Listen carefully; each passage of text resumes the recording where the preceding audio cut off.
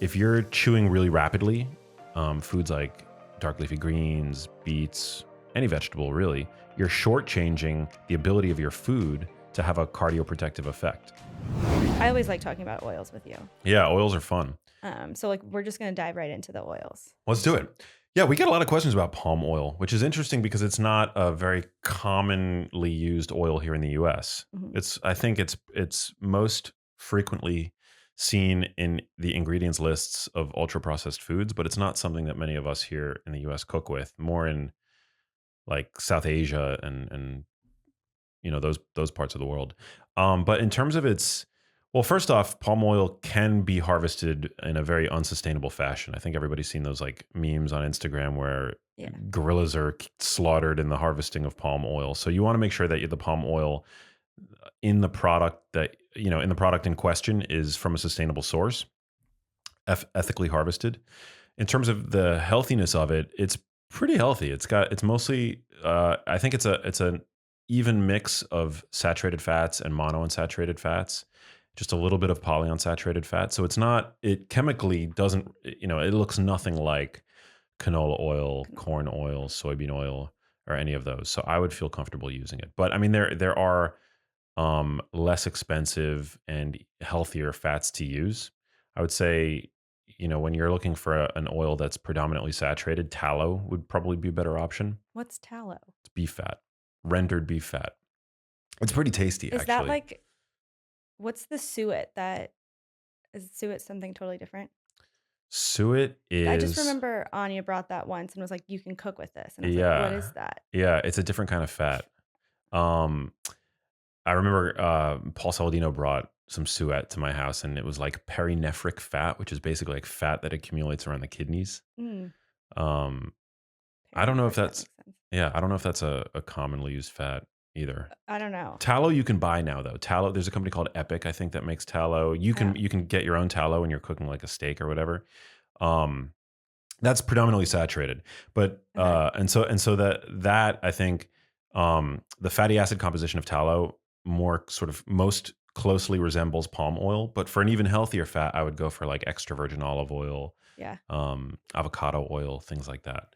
Those are my go-to Yeah. oils. Yeah, we love extra virgin olive oil. Always. I feel like I only ever see palm oil if I'm like reading a processed like bag of like chips that are like quote unquote supposed to be like healthy. Yeah, And that's where I see it. So I guess like if you're eating processed food and you see it on the list, like I don't know if I've ever cooked with palm oil, yeah. but Um, I don't. I don't recall okay. seeing it like at the supermarket recently. I don't know. I'm sure Mm-mm. if I went and looked, I'd find it. But Yeah. yeah, don't be. I mean, as a whether or not it's healthy, it's fairly healthy. It's like kind of similar to tallow, as I mentioned, coconut oil, Hmm. found most frequently in processed foods. But yeah, as an oil that I would like welcome into my house and use liberally, it would be extra virgin olive oil for me. Okay. Very. Where does like oil play a role in like inflammation? I feel like we talked about like canola oil and things like that not being great for inflammation. um, and like potentially causing inflammation. Am I wrong there? Or is that I mean, it depends on where you look. Like some studies will, there are many studies that have actually like randomized control trials that will do like these feedings of these kinds of oils and not see an acute inflammatory effect. But the problem is in the real world, a lot of these oils are very delicate in their in nature, in their chemical composition, specifically, and are made of a kind of fatty acid, um, a sort of category of fatty acids called polyunsaturated fatty acids, which are very delicate and damage prone because they have multiple double bonds. Mhm. Double bonds are easily broken in the sort of carbon chain that make up a fatty acid. And the problem is, I mean, like a fresh polyunsaturated fat, for example, the polyunsaturated fats found in whole foods are Mhm. really good for you. Like salmon is loaded with polyunsaturated fats. A handful of nuts, you're ingesting tons of polyunsaturated fats.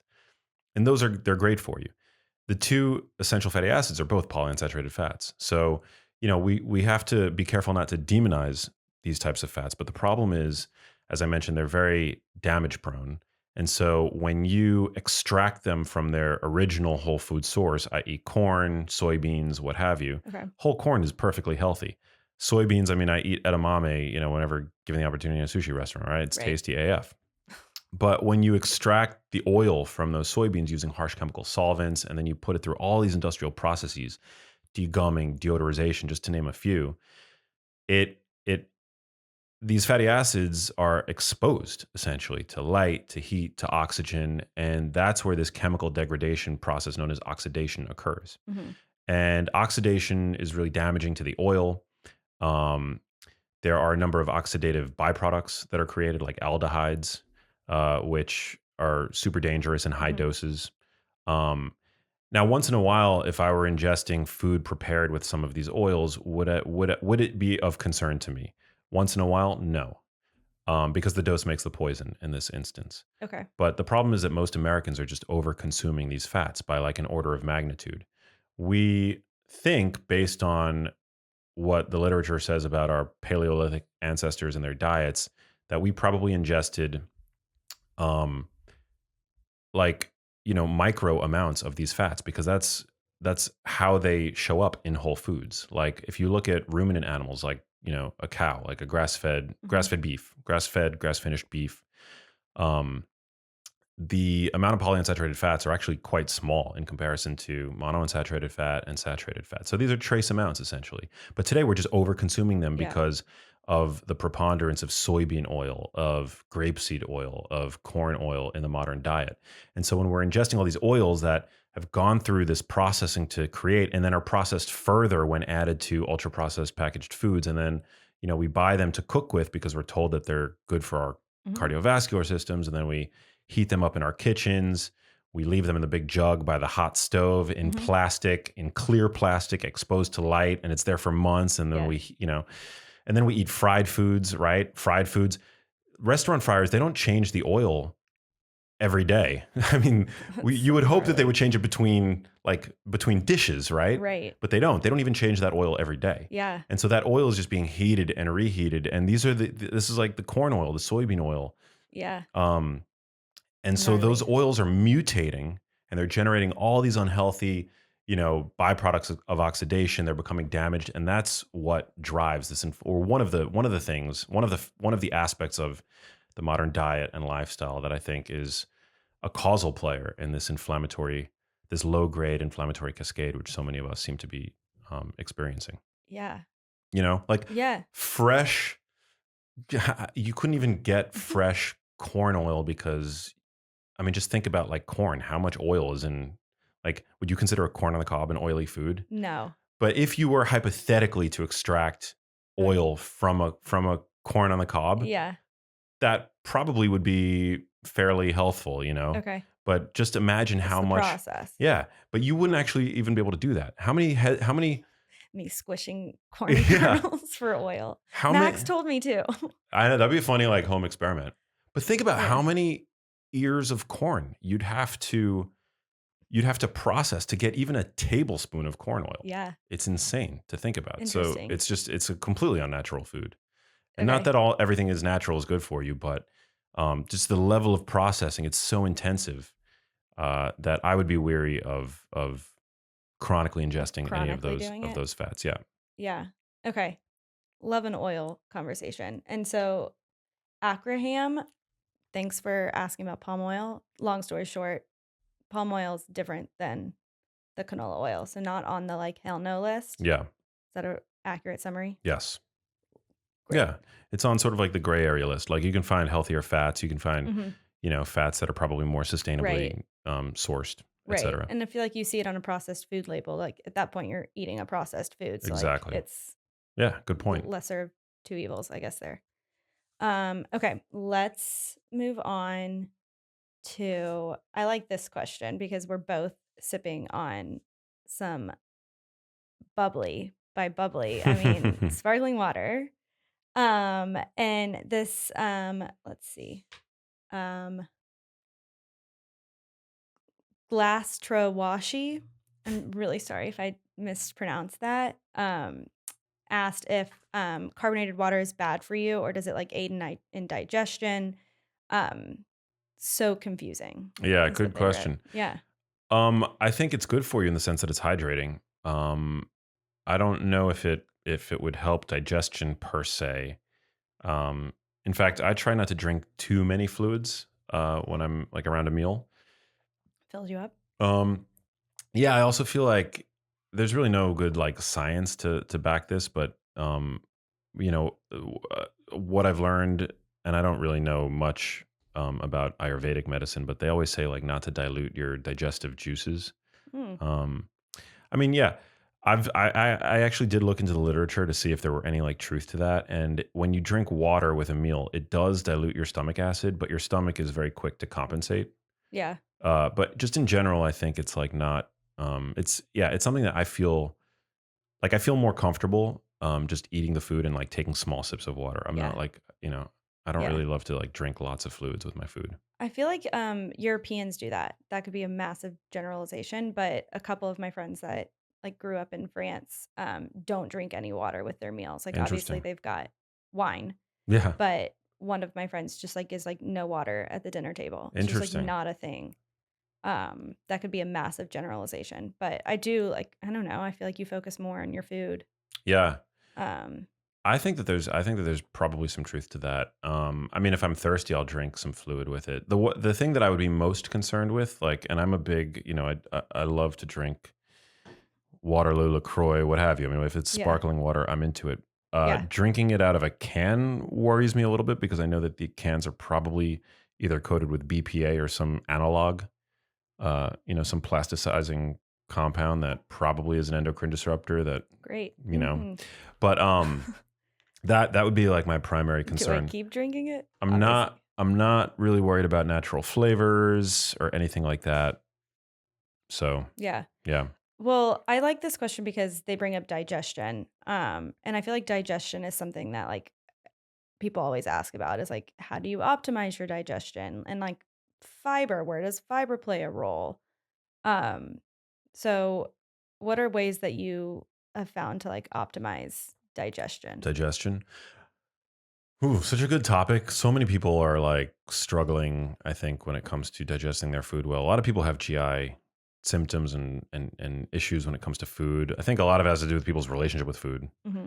Um, and that's just not I'm not just speaking of like food and calories and body image stuff, but like Right. how they like to consume their food. Right. And digestion starts from like mastication, so from chewing until Yeah, until it it exits. exits Yeah. into the porcelain throne. Yeah, you have there's what's called the cephalic phase of digestion, which basically cephalic it means your head, basically. So you start digesting when food enters Before. your head. Yeah. Once you start chewing, you start to release insulin. Mhm. Your digestive juices start pumping out in your stomach. You have enzymes in your saliva that begin to break down starches like amylase. Mhm. And so it's really important to slow down and chew your food. Also, your oral bacteria, your oral microbiome is responsible for the conversion of nitrates in produce to the nitric oxide that works to expand our blood vessels and Mhm. lower our blood pressure. So if you're chewing really rapidly, foods like dark leafy greens, beets, any vegetable really, you're shortchanging the ability of your food to have a cardioprotective effect. So you really want to slow down. When I'm especially beets, arugula, these foods are really high in nitrates. Yeah. I'm really like taking my time chewing them because I know that oral bacteria are getting to work That's wild. transforming those compounds to what ultimately will be nitric oxide that circulates in your blood vessels. Okay. Really important for um, for healthy blood pressure, sexual function, like just everything. What episode was it where we had the guy talk about nitric oxide? That was Nathan. We'll link Ooh, it. But it was a yeah. good one. We Yeah, it haven't was a good gone one. back. What was his name? God, I'm drawing a blank. Yeah. But that was a really That good was a good episode. one about because he talked about also um We talked about mouthwash. yeah. You want to avoid mouthwash Yeah, and that he and wasn't fluoride in your toothpaste. yeah. That was It was a good episode. that was an awesome episode. Um I'm a huge fan of nitric oxide. because he also talked about not being afraid of like deli meats, right? Yeah. Yeah.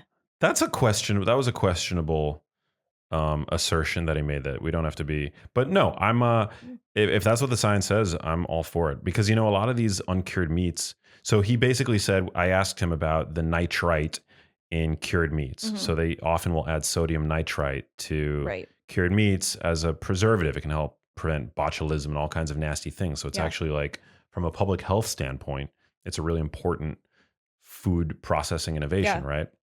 But there is a concern that these compounds can convert to what are called nitrosamines, Mhm. which are carcinogenic, which have been linked to type 2 diabetes. And so there's this concern about the consumption of sodium nitrite. The truth is, that conversion to nitrosamines are blocked with the addition of vitamin C, which apparently, allegedly, they will Oh, often add in small amounts uh, to these meats to prevent okay. that.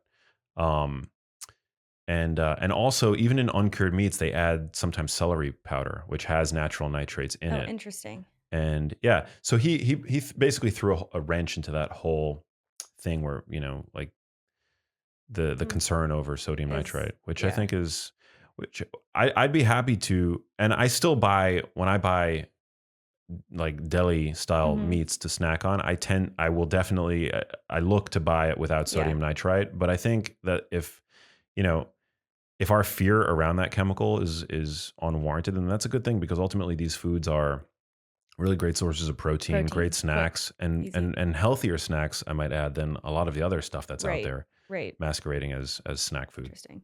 Yeah. So we talked about like chewing and that helping aid digestion. Is there anything once you've swallowed Yeah. that you can do? Do I think just like taking a deep breath, taking a few deep breaths, like Yeah. in between bites or even before you sit down, just to like put your body in that parasympathetic Parasympathetic, yeah. rest or digest state. That's really important.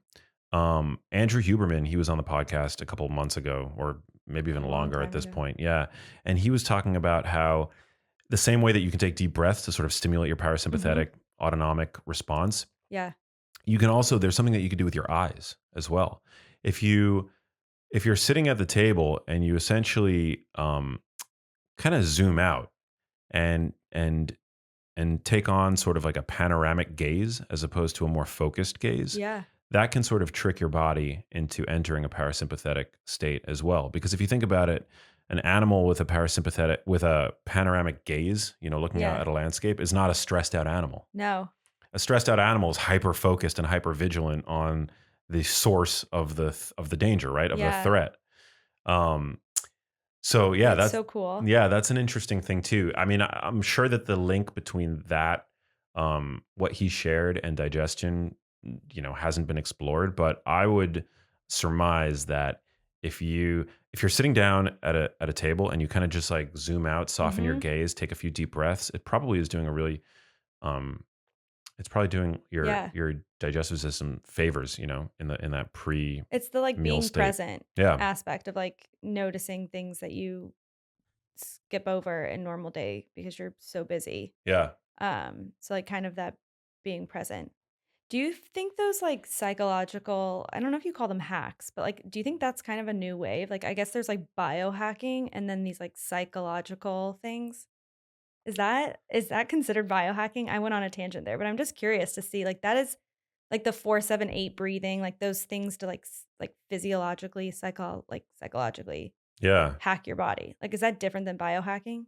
I think it's sort of in the same realm, but at the end of the day, to me, it's about it seems what it's really trying to do is hack your environment to allow you to get back to a state and a context in with respect to your biology that's more Yeah. akin to how it used to be for the vast majority of Okay. our evolution. Like Yeah. right now, we're so we love to eat on the go at our desks, in Yes. our cars while we're driving, while we're watching TV, the Mhm. news, which the news stresses you out. So you're already Yeah. like, if you're eating while you're watching Yeah. the 11 o'clock news, well, first of all, that's That too late. That's pretty late to be eating dinner. But yeah, you're eating while your body is yeah. experiencing a fight or flight. So having these kind of facts or whatever, or these biohacks, if you want to call them that, Yeah.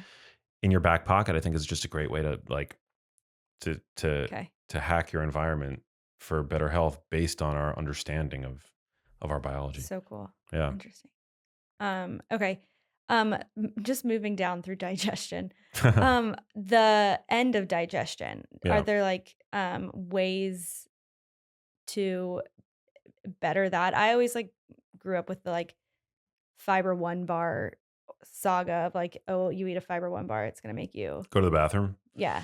So like, how do you? That's a big part of digestion that I feel like people have issues with is Poop rituals. poop rituals. Yeah, normalize talking about poop. Normalize it. Um, Normalize all over it. I what? Not I all over it. Just one spot. we love the word normalize. Yeah, there's so many things to normalize. Also with the clappy emoji, like normalize clap I think emoji, that's a talking little clap sassy. emoji. Is it? Yeah, I like normalizing things that like people like are typically taboo to talk about. Like I agree. it's like poop. Yeah. People need to, yeah, talking about poop is fun. Yeah. Um I don't know about fun. what can I share? Yeah, what are your poop hacks? I don't know. Have you ever been asked about poop hacks? Well, poop is, it's super important. You should always like inspect what comes out of We've you. talked about that. Yeah, you should always inspect. They have like these like shelves. I think we talked about it in the Mm, previous want a podcast. Yeah, Have we talked about poop twice? I think so. Cool. Make sure that you're digesting your food properly. There's like the Bristol, I think it's called, stool, Yeah. whatever. We Take a talked look at about that. that. There was one of the doctors I scribed with, like we had a preteen in there. And he like pulled up that chart to show like for her to talk about, and it was so awesome. Yeah, Cause like she was able to like verbalize what she was talking about and like look at poops on the screen. It was great. I think it's super important. Also, we're now in this era where people are like testing their microbiomes. That's a whole separate conversation. Yeah. But generally, I think people are, because of this exciting new science surrounding the microbiome and all these like private companies that have popped up to kind of capitalize on it. I think that's helped get people more comfortable talking about their Yeah. poop and sampling their own stool and things like What that. about helping people poop? Not you Yeah. helping people poop, but like, are there? Hacks. Yeah, I mean, Yeah. it's something that For like people, my for, friends will kill me, but it's like something we've talked about as like a group of girls. Like people always talk about pooping problems, and like always. it's like big on TikTok where it's like hot girls who've got stomach issues. No way. Is that Yeah. a Oh my thing on God. TikTok? Yes. Yeah. Wait, what? Yeah. Oh my God. Yes. I don't know. That's a rabbit But hole that I'm not sure I want to get um, but maybe roped the into. Gen Z's listening. Hopefully, there are a few of y'all. Okay. Well, first of all, every toilet in my house has a Squatty Potty. Okay. I think that's super important.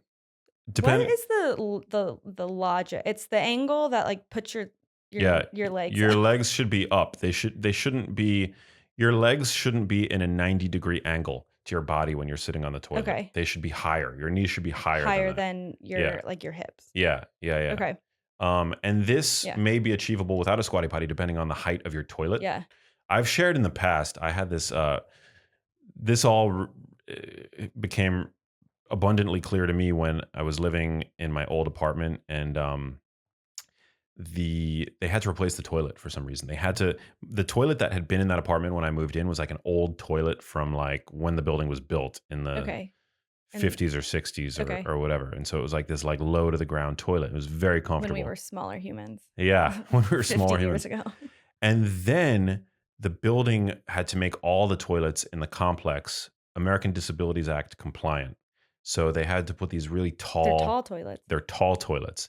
And I wasn't aware of how important it is, the squatting posture over the toilet back when they did this. So when they switched my toilet out, I was like, okay, great, I have a new toilet.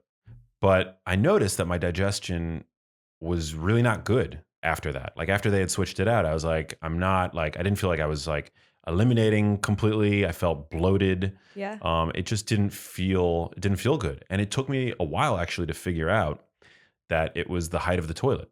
And we know that when you're sitting, when your legs are parallel to the ground, essentially, it basically, there's like, it causes a kink in the anorectal angle, which basically makes like efficient, effective elimination really difficult, if not impossible. Yeah, little chutes and ladders. Yeah. So I then tried to debug the situation by I found like a small piece of furniture and I put it in front of my toilet to like lift my legs, and I found it was like a night and day difference, Really? huge difference.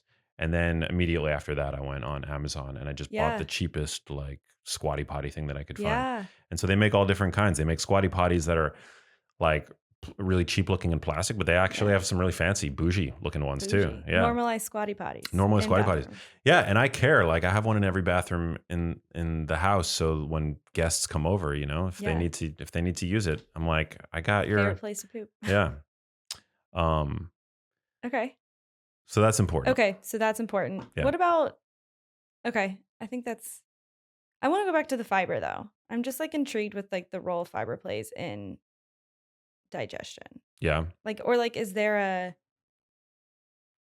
a myth to fiber, or is there like something that like is misunderstood about fiber, or It depends who you ask. The carnivore dieters will say that fiber is non-essential. uh-huh. And truth be told, there are a lot of people now at this point following the carnivore diet, and they will say anecdotally that their poops are great.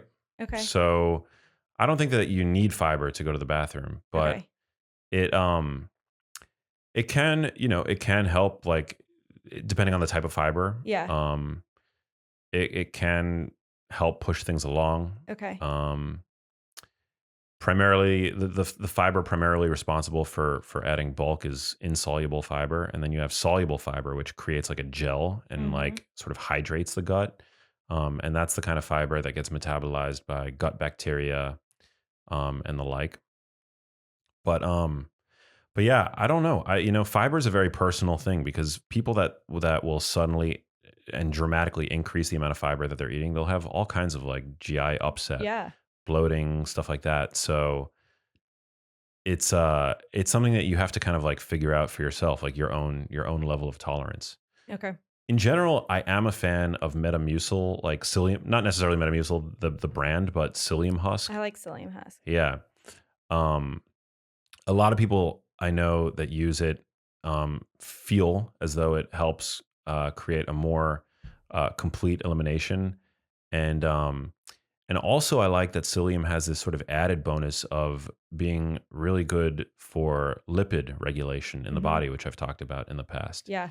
It basically helps absorb like bile acids, which are made up of LDL cholesterol Yeah. essentially, and sequesters it so that your body can't reabsorb it and send it back out into circulation. These like LDL particles. So cool. So you just like poop it out, yeah, Nice. which is great. Yeah, you can add psyllium husk to I add your it to my smoothie. to your smoothie or whatever, and you'll see a small but significant reduction, usually in like LDL cholesterol, Okay, cool. which I'm not like you know, LDL definitely serves a purpose in the body, but Right. I think a lot of people struggle with dyslipidemia, so Correct. it's worth like having that Yeah. in your back pocket. Yep. Amazing. I love digestion and um That poop. stuff. Yeah. Let's put that on A the lot of people record. talk about it. Like it comes up a lot. Poop or digestion? I'm both. Okay, I think that's good with poop. I'm good with poop. Is Yeah. that good with poop? Okay. Same. But speaking of soluble and insoluble fiber, I want to bring up this question about the difference between white rice and brown rice. Hmm. Because we did a post about like cooled sushi rice. Yeah. So that's the transition in my noodle from Nice. yeah, thanks. Oh, Because that brown was rice good. has fiber, Yeah. So mostly like insoluble fiber. Um, but you can retrograde the starch in rice to make it a form of resistant starch mhm. by just cooling it. So cooking and cooling it. Okay. So we love that. So, but there was like a period there where like people were very anti white rice, Yeah. and like I'm not. I do better with like a little bit of carbs. Um, so like sometimes I'll add rice to like I'll do broccoli and salmon and then rice, Some but it rice. was always like brown rice was like the healthier option. But Yeah. now I kind of do white rice. I mean, I rinse it and get good quality white rice, but like w- did white rice get a bad rap? I think it's I think the difference between the two of them is really small. Okay. So there's not like a major health difference either way. But the one thing that brown rice, it has come out over the past few years working against it is that depending on where it's grown, brown rice can harbor arsenic, Right. um, which is it's a toxin Mm-hmm. and significant amounts of it at that. And again, this is depending on where it's grown. I believe brown rice grown in California is pretty good, pretty clean. Okay. But if it's grown in the South, my I believe I don't recall exactly, but I think it's because that we now grow rice in on fields where we used to grow tobacco, Oh, and interesting. yeah, I think it was tobacco. We Don't can fact check, but that's, I Yeah, mean, yeah, and they used to use like herbicides and pesticides that had arsenic in it. I could be wrong, but this is generally like the gist of how arsenic came to be, you know, incorporated incorporated into into the hull of brown the rice. Yeah, rice. yeah, Okay. Oh, and interesting. white rice is basically polished rice, and Yeah. so the arsenic containing components of rice of the rice Yeah. are sloughed off. I wonder if there's been a study done with like that. We just had Casey Means on, Dr. Casey Means, about like with continuous glucose monitors and noticing glucose difference between brown rice and white rice. I Yeah, wonder, do we know any of that or no? I think the glycemic index of white rice and brown rice are very close together. Super similar. Yeah. Okay. Yeah. So that's why, I mean, if your preference is white rice, go for white rice. And Yeah. if I don't know where my rice is coming from at this point, I'll eat white rice. White. And I used to actually be very adamantly like I wouldn't eat white rice, but I would eat, brown rice That's, if it yeah. were I feel like available. that was like you were shamed for eating white rice Yeah. because it was unhealthy, or like you might as well be eating a slice of bread, Yeah, cuz which I don't know if that's well, the difference is very small between them. Um and the difference is very small, but the risk with brown rice is that you end is up ingesting arsenic. So right. if you're consuming brown rice once in a while, It's it's fine. not gonna be a big deal. But But I think white rice tastes better. I mean, obviously I love a quinoa, and like we can go into those types of like side carbs, I guess I would call them. But yeah, justice for white rice. Um and it's also like for a while I would only eat sushi if it had brown rice on it. what? It's just not as Diva. yeah, it's not as good and it's not as easy to Yeah. find. So We still do need to try the cauliflower rice for sushi. That yeah. Who was wait, Casey Means, Dr. Casey she shared a recipe? Means. Was it on the podcast It for was on the podcast, but we amazing. need to try that. Let's try that. I'm We'll down. have to figure out how. Yeah. We can go to like Santa Monica Fish and get sushi. We should make sushi. I'm so down. Okay. I think that's it for rice. You wanna take a pause for a fun question? I mean, all the questions are fun. Let's do but it. like an off Yes. health topic question. Yes. So this question is, Max, would you trade your career for a music recording contract if given the opportunity? Oh man. I don't think that I would trade my career for anything. Um but would I take a hiatus to go and explore the A hiatus for the next 50 years. my musical side? Yeah. Yeah, I love playing and singing. I mean, you get to hear it all the time, Mm-hmm. but the practice actually more than an actual performance. A But gig. yeah, but no, I love it, and I love the journey. I honestly just love the practice of singing and getting better and better and better over time. It's like a sport for me. I was gonna say it's like a hobby. It's like I picked up tennis. Yeah. Um, and like I feel like when you have something like that, it's super humbling. Yeah. Um, It's more than a hobby for me. I know it's more than a hobby. Yes, yes, yes, yes, yes. It's like yeah. I like, I feel like you do a good job balancing like work and like other things. Like it's not like you're 100% X. yeah. It's like they're all balanced Yeah. in And, a and pie chart. yeah, and I mean honestly the fact that I get to talk about it and people will listen, I mean to me that's a great thing. I get to Yeah. because it's part of my identity. And so as long as it's part of my identity and and I feel like I'm not subjugating it to like the catacombs of my of my mind, and like it's like this thing that like nobody knows about. People generally know if they Yeah. follow me on Instagram or Yeah. whatever. And so that's it. I don't feel like I need to be like a like Ed Sheeran or some, We love it, Sharon. But okay. whatever. I love doing it. It's like man, it's like yoga or anything that you practice really. It's like Yeah. that's what it is for me. And Okay. yeah, and I've like been doing it now for like 15 years at this Would point. you have a headset mic? Like No. like Backstreet Boys? A Like, headset mic. yeah. No, no, no. No? No, my vibe is like, here's the thing. I would be acoustic singer-songwriter or acoustic singer-songwriter with a backing band. That would be my vibe. Okay. Yeah. Okay. So mic stand, Mic stand. guitar. Yeah. Okay. Like always with an acoustic guitar. Would you But like match? rock. My vibe is rock. So it would be like me with an acoustic guitar with like a rock band in back of me. Would you have choreographed dances? No. You hesitated. Guys, there's a 20% chance he would. Um, recording Definitely studios not. call us. Definitely not. Okay. Um, we love that. We love Yeah. a good like identity that isn't your job. Like, Yeah. I mean, I feel like we're both fortunate. Like, I enjoy what you do. Um, so I feel like we don't make our like careers, our identities half and half, but like America tends to do that where like they make their job their identity. And with like, I feel like it's good to have something else about you that's not just your job, your 9 to 5. Yeah. 100%. Um, so that's I need to find a music, not a singer. I'm like, But yeah, like I watch videos on YouTube of like vocal technique, and I'm like always practicing and getting, better over time, and just learning about the small things that you can control. And here's D. Hey. Del- she's usually not allowed in. Or if you're no. listening, Delilah popped up on the table And she's gone. and she's gone. She's Yeah. not allowed in here when we have like actual like guests that are worth things. She jumped up here. She realized she wasn't interested in what we were talking about, and she left. She's gone.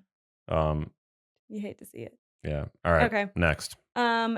Okay, this kind of leads into this next question of like how does one get into like health, sustainability, journalism without having to go back to like university or school? Good question. I mean, the best thing that I think the most important thing is to just learn as much as you can, and be open to um, viewpoints from across the spectrum, because health, nutrition, I mean, it's such a polarized field. It's either like you are fully evidence based or you're not. It's either like you're Hmm. fully pro pharma or you're like an anti vaxxer, And I think that there's a gray area where at the end of the day, we're all just people trying to figure out the best way to live for ourselves and for our families. And so I think just getting started, find the best sources that you can, read as much as you can, reach out, connect with other people in the space that you admire and who you trust, and put out content, put out free content, create value for your audience. Hmm. I mean, this does that accomplishes two things. I mean, for one, it helps to make an impact, inform people, improve lives, hopefully galvanize a following. But on the other hand, the best way to learn is to teach. And so when I'm trying to, for example, synthesize a new study that I read that I'm excited about into a, what is it, 280 character tweet or Yeah. something, that challenge right there helps me to better understand the not just the research, but it helps me actually to remember it, to remember like the specifics of a given paper, because you're like thinking about it, you're like Yeah. ruminating on it, chewing it, and mulling over it, and trying to synthesize it And putting into it into your own into words. into language. Yeah. So I think that's like a really Yeah. great way to get started. And then just try to, I mean, I started with blogging. I would like blog and write. I knew that my end goal was not to be like an article writer, for a site, or like an in-house Yeah. journalist at a news outlet. But that can be a great way to start and start synthesizing your ideas and forming your perspective and stuff. Is that how you started? Was a blog when, like, your mom first got sick, you had decided that, like, "I need to take this into my own hands. I need to learn on my own. I need to" is that, like, how it I don't know, I've never asked you that. How did you Get started. begin? I Because started. you had a job, Yeah, job, or yeah, job. yeah. Yeah. I started writing. I started writing blogs. I started writing blogs for.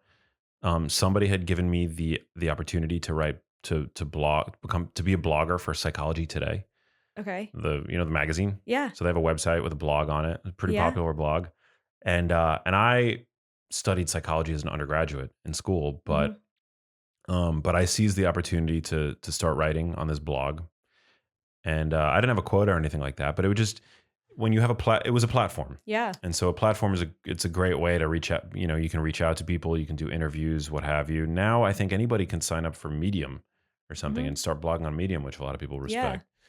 I don't know much about that platform, but it seems to be something that people find credible.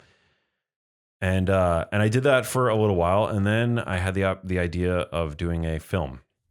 And the documentary Breadhead that I've been working on forever, um, that was sort of my first big sort of outing in this topic, and it was like I self funded the teaser that we Mhm. created, and I worked really hard on it. I made this really compelling teaser for the film. I invested my own money in the initial set of interviews that we did, so that we could put some of them Right. into the teaser. And then I treated it like the way that people like the way that we treat book launches and things like that. Yeah. I launched this Kickstarter teaser into the world, and that was sort of like me planting my flag and letting the world sort of know that um, that this topic exists, it's important, and I'm somebody who can potentially Yeah. make it something that more people were talking about. Wow. Um, and so, yeah, that film was like my first big project. That film, we raised money for the film project. So not only did the Kickstarter, the launch that we did for that raise money and breathe life into the idea, but that's how the Dr. Oz show discovered me. Okay. That's how, yeah, it led to all these other opportunities that eventually Right. snowballed into a book deal, a social Yeah. media following. I guess I didn't know Yeah, Breadhead the was like the OG yeah, project. wow. Okay. So you were really just I think that, like, goes back to, like, creating content just because you wanna create the knowledge and you wanna share it, not necessarily creating it to achieve like, it's gotta be, like, authentic, I Yeah. guess, because like, you were writing, but not really caring if like, you wanted people to see it, but you didn't want it to go viral. No, the intent But wasn't for it to go viral yeah. necessarily, but it was to make it No. successful. Yeah. And you have to, like, especially when you're focusing on something that's so complex and ever evolving, like nutrition science, like you really have to dedicate a lot of time to it. Mhm. You have to be as you can't just be interested, as our Yeah. friend John Assaraf said in his podcast that we did with him, which was a really eye-opening insight from him. You have to be committed, Yeah. and and y- the only way to really be committed is if you know that you're still able to pay your rent and feed yourself and Correct. take care of your bills and all that stuff. So I didn't necessarily want it to go viral, but I did want it to be um, something that I could turn into a business. Yeah. And I don't think that there's anything wrong No, I with don't that think so intention. either. Yeah. Yeah. Cool. So, I mean, you didn't go back to she says uni, which I just love because it but you didn't have to go back to uni. No. You hustled. There was a period where I was debating whether or not to go. I would have to do a post back if I wanted to go at that point back to school, medical school, what Right. have you.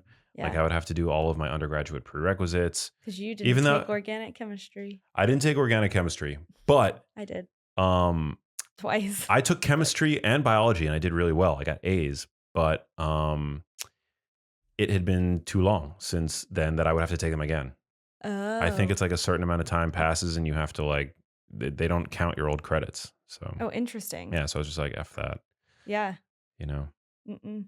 Different path though. Yeah. That's I'm very happy with the path that I've taken. that's amazing. Hmm. Um, where do we want to go next? Let's go to um ooh, I love this one. Always coffee. Ooh, let's Um, talk about coffee. yeah, this Holistics Park asks best way, healthiest way to fix up your coffee in the AM. Hmm. So this is kind of a two-part question because one, you do occasionally fix up coffee, but two, you stop coffee. Yeah. So I want to when we're doing coffee, let's just quickly share Max's coffee. When I'm doing When coffee. you're doing coffee, and then let's talk about like how you made the brave decision Yeah. to To cut to to cut to to more or less cut coffee cut out, coffee out. Yeah. or to reframe my relationship with coffee. Yeah. I like to put it that way because I would never say never. I still, Mhm. definitely will want to enjoy a cup of coffee here and there. But I felt like I had to sort of, reframe the relationship between me and coffee. And I'll tell you why. But generally, when I make it, and this has evolved over time, but generally now I will brew it with my, what is that? The pour over device. Mhm. I was using a French press for a while to make my coffee. The issue with French presses that I shared recently on Instagram is that um, it allows a compound in coffee called cafe stall to make it into your cup. Cafe stall is I believe it's called a diterpene. It's like embedded in the oils that you see when you that float to the surface when you when you make coffee with a French press. It's one of the reasons why French presses, by the way, are so great. They make such great coffee Yeah. because your cup is full of all of the natural oils that are embedded in the coffee bean, Mhm. right? So it's a very if you love the taste of coffee, French press is without a doubt like the best way to get a rich, Yeah. deep cup. Yeah, but it's sort of a double edged sword because you then also increase the amount of cafe stall in your cup. And cafe stall, speaking of double edged swords, it's this really interesting compound that has been shown to be really good for glucose regulation. Like it increases insulin sensitivity and glucose uptake into cells. So that's a really good thing. It has properties that can be described as anti-diabetic, right? Okay. That's a good thing. Yeah. But then it also has been shown to powerfully elevate LDL cholesterol Okay. by reducing the number of the mechanism basically has something to do with reduced availability of the LDL receptor on the liver. And so people who consume French press coffee can see a significant elevation of their LDL cholesterol. Even if their Interesting. diet is dialed in and they're drinking French press coffee every day, they'll see like that it's raising their LDL levels. And in general, I'm not anti LDL or anything like that. I think that it's one of these compounds, like any compound in the body, that there's a U-shaped curve where there's like a Goldilocks zone where we want to keep it for good health. But I don't think it's wise to uh, cause it to rise. For no good reason. Yeah. Because it still is considered a risk factor for Yeah. cardiovascular disease So if it's interesting. unwittingly sort of like being elevated, especially for no reason, due to some sort of xenobiotic, meaning like outside of your body plant compound. Yeah. So I no longer brew my coffee with a French press. I use the pour over filter, and I use the pour over brew method, and I use a paper filter. Paper Love it. filters absorb nearly all of the cafe stall, so I get that Yeah. out of my coffee. I'm genetically probably prone to dyslipidemia, so Okay. that's just something that I'm like, Just to help in your body a little bit. Like, let's eliminate that risk. yeah. I still, eat like Yeah. meat. I'm not afraid of saturated fat, anything like that. But it's just any sort of compound that will, for no good reason, Right. cause it to rise. Like I think Yeah. the benefits of removing that compound, um, Yeah. Why not? yeah, outweigh there. I mean, there's no risk to removing it. Okay. The coffee tastes just Right. generally just as good. Um, So we're And pouring over. We heat the water. we do a pour over, heat the water to 200 degrees, which is the ideal water temperature, 200 degrees Fahrenheit. Yep. I have an instant read thermometer that I check the water temperature, make sure it's 200 degrees, pour it over Do I tell them about how you used to heat water up in a saucepan? in a saucepan. I don't see anything wrong with that. Look, we're not all as bougie as you, okay? I love a good electric kettle, maybe a normal kettle for the stove, but Saucepan. saucepan. So I heat it up 200 degrees Fahrenheit, and then I pour it over coffee beans. And generally, I like dark brew, Okay. dark roast coffee, and so I'll pour it over And you that. drink it black. For the most part, I drink it black. I like to, you know, I think like the bulletproof coffee thing, butter and coffee, tastes so good. But, I don't know. I just, Yeah. sometimes I'll do that. I also feel like it's coffee's good with like cream in it. I Just love cream? a splash. Yeah. Oh, yeah. Just cream. Yeah. I mean, or like, yeah, just cream. Maybe half and half. Something really interesting about cream versus butter. So butter is just churned cream, right? So I don't know if I knew that. yeah, butter is just churned. Out of all the things we've talked about, I don't know if I knew that. It is. And same fatty acid composition, right? Okay. Like same macronutrient profile. Okay. But it's interesting, right? That butter, if you put butter in coffee, it sits at the top, cream disperses Throughout. fully throughout. Yeah. Cream has something in it called milk fat globule membrane, which is completely removed by the churning process. Okay. That is, The things that are stored in your brain. yeah. Okay. No, I need to know. I'm Yeah, curious. Okay. it's called being a nerd. No, Welcome to my I world. support it.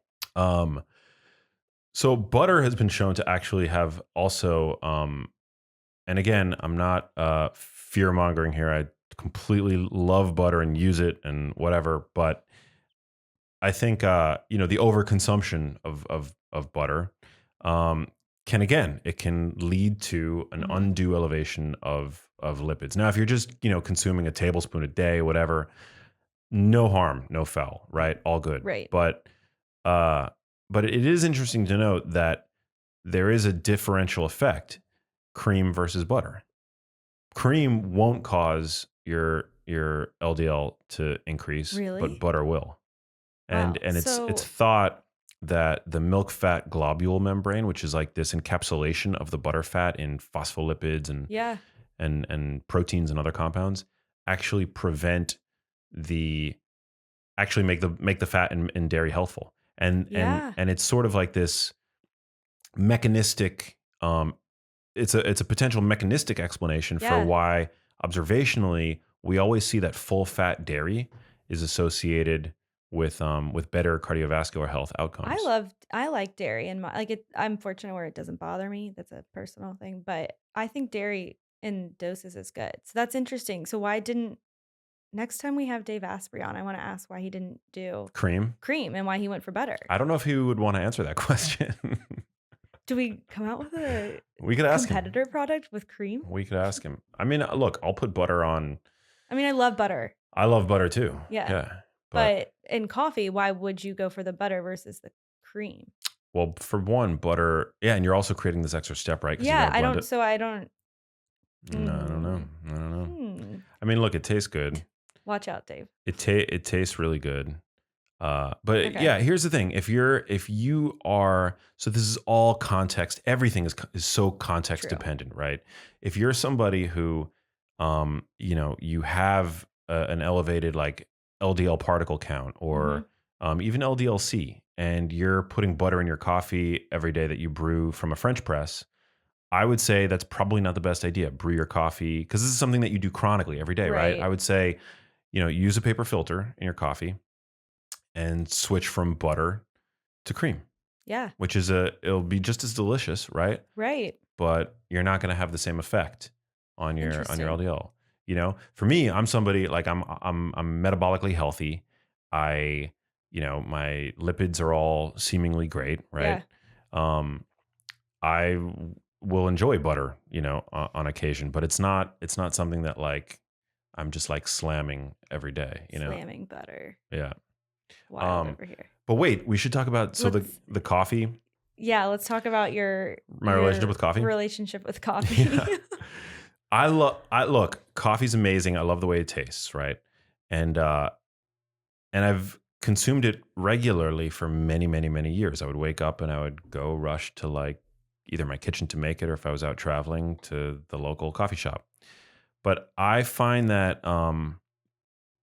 drinking it every day, you build a tolerance very fast to Mhm. caffeine. It takes just about 3 days to build a tolerance, to start building a tolerance Yeah. to caffeine. And I find that the performance boost, whatever subjective performance boost I was getting every morning by drinking coffee, I wasn't really boosting my performance at all. I was just getting my performance back to baseline because I Right. was having to treat my withdrawal from the caffeine that I consumed yesterday and the day before and the day before. Mhm.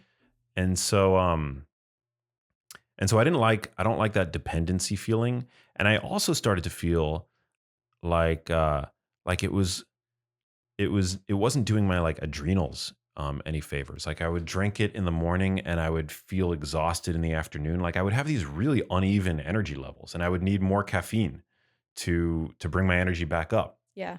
to what I felt like should be. I mean, in the middle of the day, I should have energy. You know, Right. I'm metabolically healthy. I'm not like eating lots of like refined grains, so it's Yeah. not like it's not my blood sugar. Yeah. So what could it be?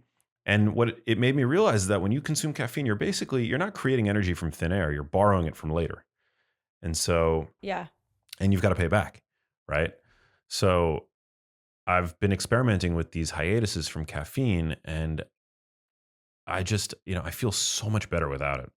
I miss it, like Yeah. because I love the taste of it, but I find that my energy levels are so much more consistent without it.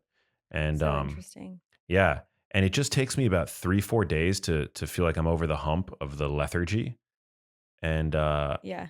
and then I'm good to go. And then you reorient your morning Yeah, I routine was gonna ask really. how, because that I think is important to people. Like my I coffee is like for sure just a routine thing. It's like I wake up, drink water, coffee. Like it's like Yeah, how I like to start my morning. So like I feel like that would be harder for me to quit than like the actual yeah, caffeine, if that makes sense. Like quit the routine versus, so like how have you filled that space? that space. I've just, you just I'll eat something instead, or Okay. I'll drink some tea or Okay. whatever. A lot of people like shilajit, which is like this mineral pitch, black What? tar flavored stuff that you can put in hot water. Some people feel that it gives them sort of a buzz. Okay. So So that's an it's option. but it's caffeine versus like would you pick up a matcha? Like, do we like how do we differentiate caffeine versus coffee? I would do. I mean, matcha's not bad. I think it's really worthwhile getting off of caffeine. It's the caffeine. Yeah. Okay. I think it's and then you could bring it back. The thing is, caffeine is a psychoactive drug. We don't treat it as such. We treat it almost No. like it's a vitamin, like we need it, Yeah, it's like a supplement. right? But it's not. It's a Yeah. psychoactive drug, and I think everybody listening to this, we all ought to at least once, try to reframe that habit, because it's like any drug. You get that initial high, and it's amazing, and then you spend your life trying to get Right. that same high that you felt, Uh-huh. and that's totally the case with coffee. Yeah. Totally the case with coffee. So now that I'm off of it, I'll go and I'll enjoy like an espresso shot, and I'll feel like this insane euphoria from it that I just, Wow. yeah, that like I haven't felt in years, right? Because I've been a chronic coffee consumer for years, or matcha, and I'll get the same Yeah. euphoric feeling. So it's just so much, Interesting. it's such a better way to Yeah. relate to coffee, I think, to do it that way than to like have it be this thing that you're just like dependent on. And now, and also, you know how Uh-oh. when no, it's really funny. Like a lot of people say that they'll stop drinking after they end up going to a bar sober, and they see how people act when they're drunk. Yeah. People just Yeah. act like idiots when they're drunk. Yeah, yeah, yeah.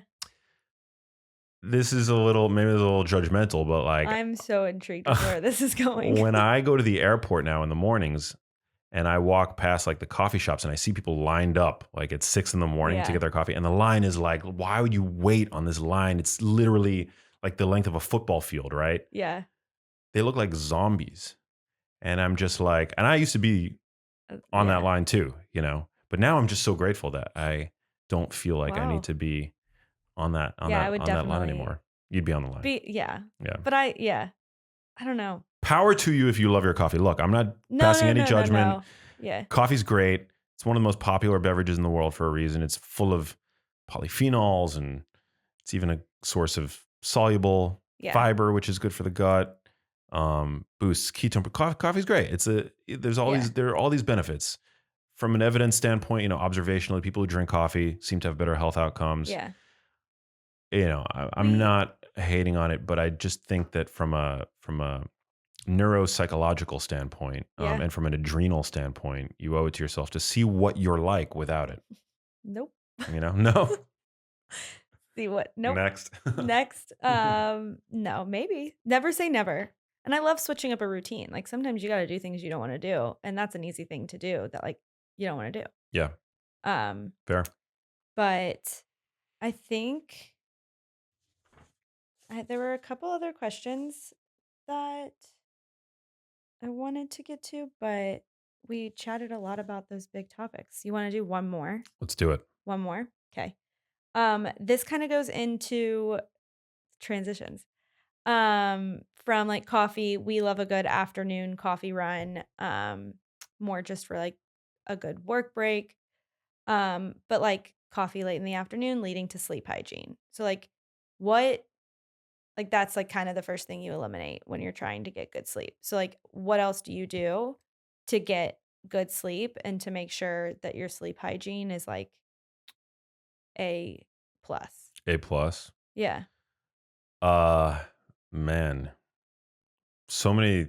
Well, I think the good sleep begins in the morning, making sure that when you wake up, you're by either a large window or you're able to go outside Mhm. and allow some bright light into your eyeballs. Um, that helps to anchor your circadian rhythm, which is going to Okay. help you out at the end of the day, right? Because it basically sets forth this 24-hour timer that dictates your awakeness and alertness during the day, but also your sleepiness Yeah. in the latter half of the day. Um, so I think that's really important. Over the course of the day, making sure that you're staying active and that you're getting exercise. This builds up what's called sleep pressure. Mhm. That's really important. I sleep best on a day that I know that I've been out all day, that I've been active, that I've worked out. Mhm. You don't have to go to a gym necessarily, but just to be active. Yeah. Um, and then winding down at night, I think it's pretty important to be mindful of the kind of light that you allow to enter your eyes in the latter half of the day. If you come up to my my bedroom um, in the 2-3 hours before bed, like I don't have any overhead lights on. I'm not using the lights, the switches in my wall. Yeah. I have a lamp by my bed that I have a red light bulb in. It sounds Okay. it makes my bedroom look like a strip club, honestly, but Okay. it's for a purpose. Sure. It's that red light is very Yeah. it's not going to perturb your natural circadian. I feel like I remember you telling me about this with Aaron Alexander. Is he Yeah. the one that brought that up in the old He did. yeah. He kind of made fun of me because my lights they Where weren't even super bright, but they were yeah, just like 'cause my lights. yeah. He was like, "Bro, he's like, what are you doing We to gotta your?" change the vibes up in here. Yeah. So I bought a bunch of salt lamps. Okay. So I have a bunch of Love a salt salt lamps, lamp. which are super amber colored, Mhm. eye level. You don't have to buy salt lamps, but I think they look great. Um, just having them around the house. So I have a bunch of salt lamps around, and I bought a few night lights from Home Depot. Actually, they're night lights where you can change the color.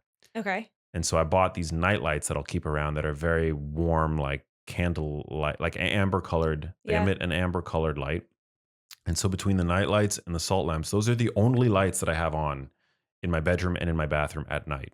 I'm not Okay. putting on the overhead light. And that helps me. It helps it helps me wind down. Yeah. It's really soothing on the eyes. It doesn't screw up my brain's natural like melatonin release. Yep. Um, and yeah, so that's really important. I also have my iPhone set to night shift mode, but even better than night shift, you can go into the accessibility options in your night Mhm. phone, and you can apply a color filter that turns your whole phone essentially red. Oh, Yeah. wow. Yeah. It's even more intense. Here, I'll show you. Okay. You can set a shortcut so that if you click the side button 3 times, it becomes red. Have you seen that? Whoa. Yeah. I'll Okay. just show the YouTube. Here. So this is It's like, red. yeah, this is normal. And that's red. Boom. Boom. So Nighttime I keep it super red vibes. vibes. Okay. And I'm not trying not to look at my phone too much, but I'm human. So I do more Yeah. than I'd like. But when it's in red mode, all good. And then I close my curtains and my Uller automatically goes on. Shout out to Chili Sleep. I love my Uller. Mm-hmm. Um, and that keeps my bed cool and comfy because I'm a hot sleeper. And then I've talked about this before. People think I'm a freak, but I sleep with 4 pillows. So I sleep with 2 pillows on each side of me, and then I sleep with 1 over my head, 1 under my head, and 1 over my head. And I create like a little sleep fort for myself, and that's how I sleep. Okay. Yeah. All right. Whatever and, works. and I sleep great. Yeah. I sleep great. So that is. I don't know if it's being 39, but I wake up to pee in the middle of the night every single night now. Okay. And if anybody has a solution for that, I literally don't drink water before bed. I'll drink a little bit with dinner, but like I don't drink at this point. I'm like cut yourself off 3 hours before bed. I'm not drinking any fluids. I'm like super careful, and I still wake up having to pee every single Interesting. every single night in the middle of the night, like Yeah. 4 or 5 a.m. full bladder. Oh God. Yeah. Guys, I did not ask for that. I think it's just because my kidneys are they're firing on all cylinders. It's that no coffee, the like. Maybe, I don't know. Yeah. Actually, I thought maybe it could be because of like, I thought maybe it could be because I'm on, but like my diet, like I don't, maybe if I eat fewer carbohydrates, you don't hold on to water as much, which could be possible. You know, because carbohydrates, you store glycogen in your muscles, which then hold on to water in your muscles. What if it's because you're not drinking enough water at night? So your body is not emptying. I don't know. I've been able to figure out a lot of things in life. Because haven't been able to figure this out. Hey, if you like that video, you need to check out this one here, and I'll see you there. Iodine is really important. It gets taken up into the thyroid, and it produces your T4 thyroid hormone, which then gets converted to T3 by selenium-based enzymes. Okay. So you need iodine and selenium for good thyroid health. Okay. And foods that are high in iodine, unfortunately, we don't get a lot of in the standard American diet, which is one of the reasons why it was mandated by the government some decades ago that salt needed to be iodized.